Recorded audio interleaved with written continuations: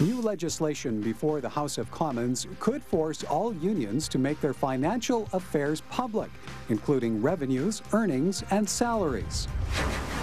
Proponents of Bill C-377 say the public has a right to know and that open disclosure will ensure the effectiveness and overall health of unions and the members they represent. But union officials in Alberta call the private members' bill an attack on democracy and an attempt by the federal government to weaken and even silence the labor movement. Should unions be open and transparent with their finances? Should non-unionized workers have a say in how union dues are spent? And what could the proposed changes mean for organized labor in our province? And joining us now, Gil McGowan, President of the Alberta Federation of Labour. Welcome back, Gil. And in Toronto this evening, Satinder Chera, Ontario Vice President for the Canadian Federation of Independent Business. Satinder, good to see you as well, sir. Thanks for having me, Michael. Bill C-377 is currently at the stage of second reading in the House of Commons. Satinder, what is this legislation, and why is it important that it passes? So the legislation that Russ Hebert, federal member of parliament from BC, has introduced would require unions to publicly disclose their financial details, how they spend the dues of their workers, so that it's open and transparent and everyone knows how unions are going about spending these precious dollars.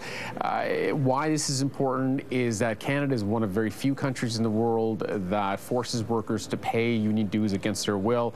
Even if they choose not to be a card-carrying member of a union, they still must pay these dues. And frankly, in a free and democratic society such as ours, we agree with Mr. Hebert and with most Canadians that unions should be held to a higher standard in light of this. So is it most important then for the union membership to see these numbers, to see these finances? Is that who you hope gains from this?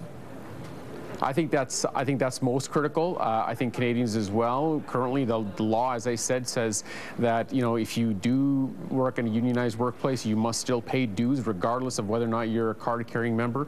And so I think to ensure that there are safeguards in place, that it's open and transparent, that this legislation should go through. Of the 1.7 million workers in Alberta, I understand 24%, or roughly 400,000 people, are unionized, Gil. Yeah, that's right. Is there demand from this group of employees that, that there be more transparency? This private member's bill is another sneaky, dishonest bill from the Harper Conservatives that says it's about one thing when it's really about something else. We've all been paying attention to Bill C-51, which says it's about child pornography when it's really about giving police right to snoop on the public.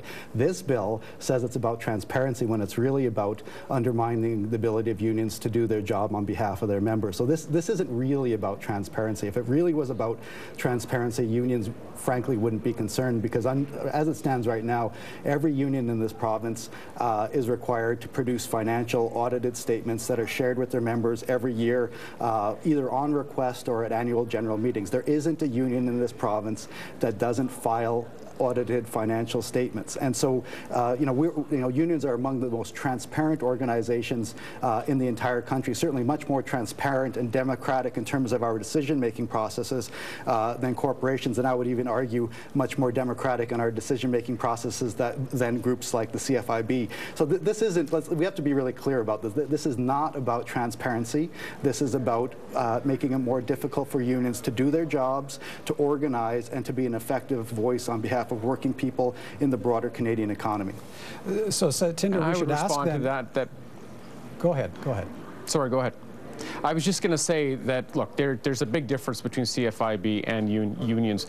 Our membership is completely voluntary. They're not forced to be a member of the CFIB. They choose to be. And unions, frankly, if they have nothing to hide and if they really think that they have a place to serve in society, then they should make their membership and the payment of dues completely voluntary. I'm not quite sure why unions are so against making it completely voluntary. There is no secrecy. We're not opposed to secrecy. Let's take a look at the detail of the bill, and because the devil is in the detail, as they say.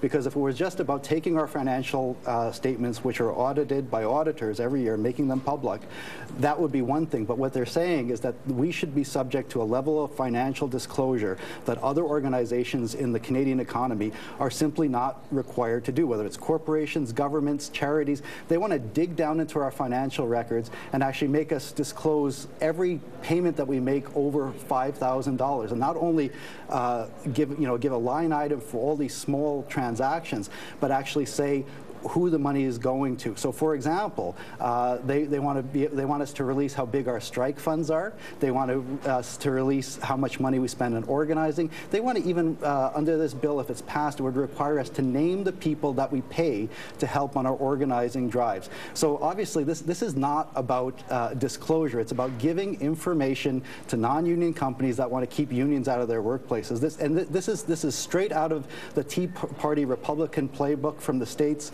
People like Newt Gingrich, the Republican presidential candidate, and Grover Norquist, who's like the intellectual guru of the Republican right, have championed these kind of legislation to tie unions in knots. This is about busting unions, not about transparency. But Gil, I would simply say to you that, again, if you think unions have such an important part to play in our society, and that most of your members are very much in support of the unions and how they spend their dollars, then again, why not make it open and transparent? Why not allow for voluntary membership? Why do you force? Why is it necessary to force workers to pay union dues? If this bill was about transparency and simply required us to release our normal audited financial statements, we wouldn't be opposed to this bill. But this bill is not about that. It's about putting us through the ringer when it comes to financial accountability. We've calculated that in addition to our normal financial statements that we file every year and make public to our members, we'd have to make 20 other reports. In my own organization, which is a relatively small labor organization, I'd have to have a dedicated person just to comply with the letter of this particular law. And honestly, that's really one of the goals of this legislation, is to take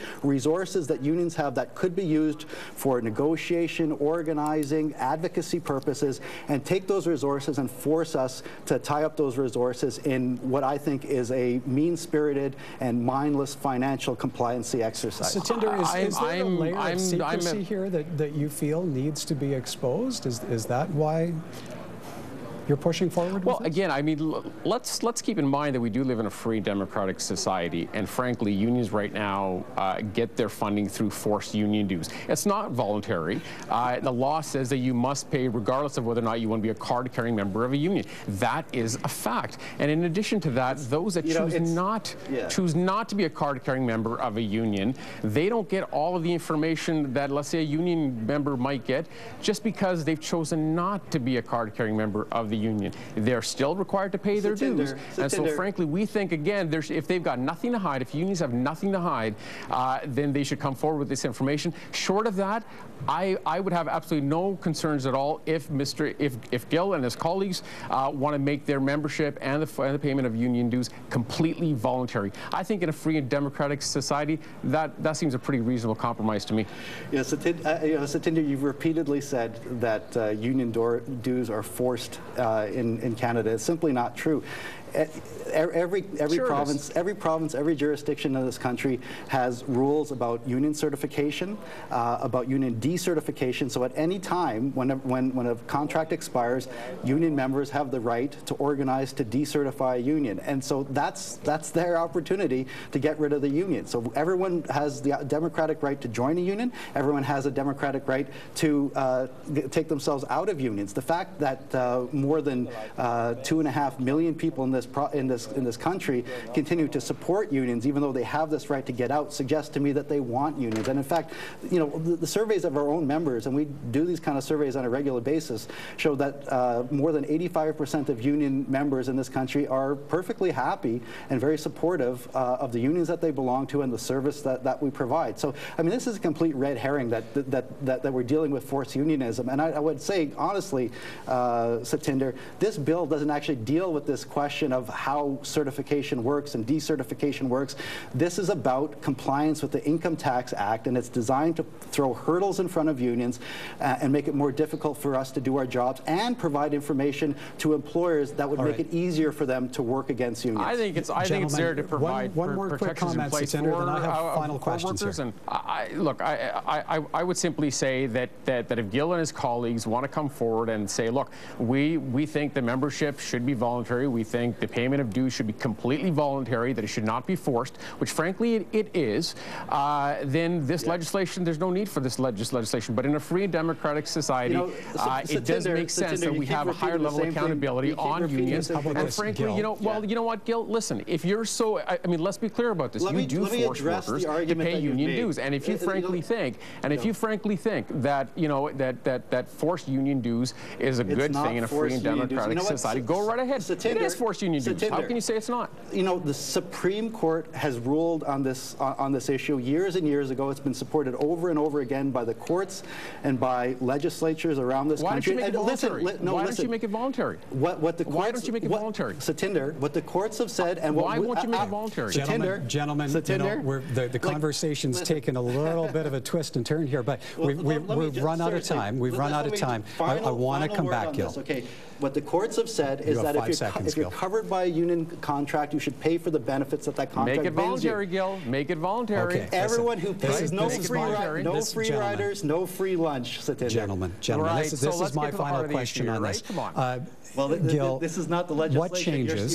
What changes do you predict will happen here in Alberta for organized labor if and when this legislation passes, and we expect that it will? Well, this legislation is purely designed to make it more difficult for unions to operate effectively on behalf of their members.